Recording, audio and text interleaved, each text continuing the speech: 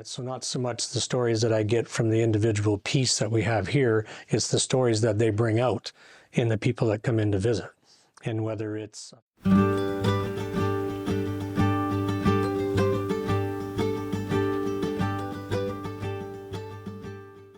my name is Vance, and I have a contract maintenance company as well as the Ole Blacksmith Shop antique store in Shaunavon. That's basically our hobby until I retire. Well, 6 years ago I moved here and purchased this building. Mostly had zero intentions of opening an antique store. I love the history of this old building.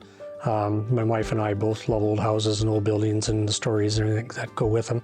So this used to be a blacksmith shop in the 20s, and then it was the Keith's dealership in town, which I'm really into old antique tractors. That's what I've kind of started my passion, was restoring tractors. Since I was probably in my late teens, early 20s, kind of caught me into that.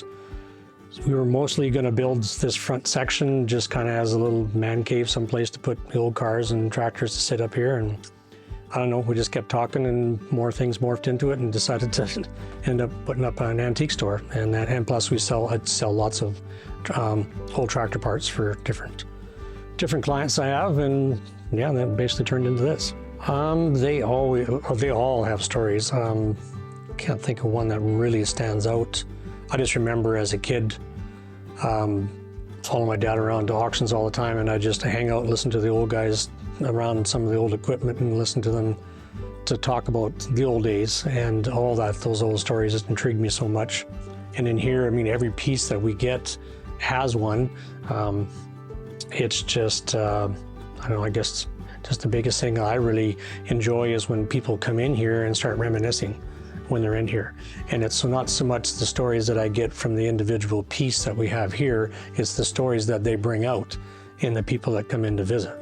And whether it's, like for instance, if I had a nickel for every time that somebody says, oh, I wish I would have saved that, because it's something will come in, they'll remind them of their grandmother or their grandfather, and they no longer have it, but they see it here, that's something that's like it, and it just brings back memories when they were a kid, or even the people that used to use some of the stuff. Sometimes we come in here. I have lots of customers that come in and just will sit here and meet someone else, and they'll spend half an hour in here just talking and sitting and listening to those stories.